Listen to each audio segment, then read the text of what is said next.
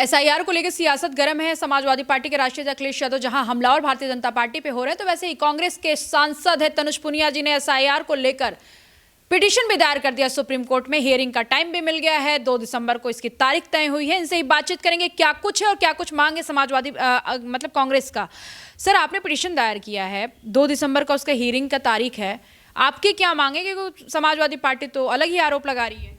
देखिए, कहीं ना कहीं एसआईआर के माध्यम से बिहार में जिस तरह से लोगों के वोट काटे गए हैं और वोट चोरी किए गए हैं, भारी मात्रा में जो वोट काटे हैं, नुकसान किया है, तो वो सारी चीज़ों को मद्देनज़र रखते हुए हम लोग ये चाह रहे थे कि उत्तर प्रदेश में जो एसआईआर हो वो पारदर्शी ढंग से हो और उस पर एक एक वोटर को ध्यान में रखा जाए, किसी का वोट कटने ना पाए।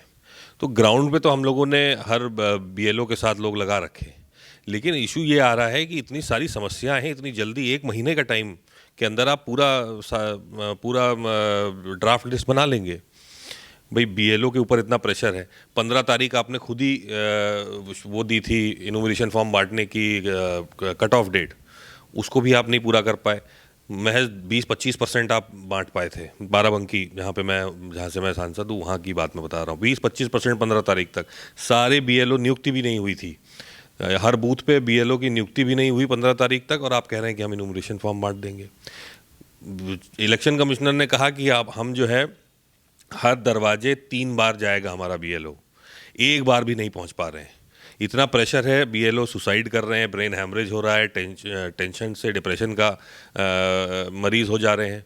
कई जगह आशा बहुओं को बना दिया है बीएलओ, और वो खुद ही इस्तीफा दे रही हैं क्योंकि वो कह रही हैं कि हम 8वीं पास हैं, हम ये काम कर ही नहीं पाएंगे, इतना हमको आता ही नहीं। तो ये इतनी सारी प्रोसीजरल समस्याएं आ रही हैं इसमें। कई जगह जो है वोटर लिस्ट गायब है, वोटर लिस्ट के पन्ने गायब हैं। तो वोटर लिस्ट के पन्ने जब गायब हैं तो कहाँ से आप उसमें अपलोड करेंगे? ये सच है कि 2003 के जिस वोटर लिस्ट के आधार पे हम एसआईआर कर रहे हैं, क्योंकि आखिरी तो वही था, 8 बार इससे पहले भी हुआ है, लेकिन अखिलेश यादव ने भी प्रेस कॉन्फ्रेंस किया, इस पे आपत्ति जाहिर की कि 2003 का जो हमारे पास लिस्ट है उसमें बहुत चीज़ें ब्लर हैं। किसी का नाम नहीं समझ में आ रहा है, किसी का डेट ऑफ बर्थ नहीं समझ में आ रहा है, किसी की जाति नहीं समझ में आ रही। क्या ऐसा कुछ? बिल्कुल, मैंने तो देखा है ना। तो लेकर भी पिटीशन? हाँ, नहीं, सारी खराबियाँ जितनी एसआईआर में आ रही हैं। मुख्य बिंदु क्या है मतलब याचिका की? देखिए, सबसे पहले तो कि वो कॉन्स्टिट्यूशनल है कि नहीं है, उसकी संवैधानिकता पे सवाल उठा रहा है, क्योंकि उसमें वोटर के ऊपर ओनस दिया गया है। वोटर को सिद्ध करने के लिए बोला गया है कि उनके माँ बाप जो हैं, उनके दादा दादी जो हैं, वोटर कहाँ थे, क्या है। तो ये तो इलेक्शन कमीशन की जिम्मेदारी है ना कि हर एक नागरिक को आप वोटर बनाएं, तो उसके पास अगर रेलेवेंट डॉक्यूमेंट्स हैं आप उनको वोटर बनाएं। मुख्य बात यह है कि उत्तर प्रदेश इतने 15 करोड़ 42 लाख वोटर हैं, और आप इनको केवल 1 महीने के समय में सारी आप कर देंगे। जब आपके पास मैन पावर नहीं है, आपके पास बीएलओ नहीं है, आपके पास 1 महीने का समय पर्याप्त नहीं है, तो हम इस समय को बढ़ाने की बात कर रहे हैं। समय बढ़ाया जाए। इससे पहले भी जब जितने आईआर हुए हैं, एसआईआर तो पहली बार हो रहा है, आईआर जितने हुए हैं उन आईआर में 6 से 8 महीने कम से कम लगते थे। अब बड़े आराम से एक एक आदमी के पास जा कर के एक एक आदमी का अच्छे से फॉर्म भरा जाता था, उनको वोटर बनाया जाता था। तो क्या यहाँ पे तो कोई चुनाव भी नहीं है बिहार की तरह कि तुरंत आपको करना है।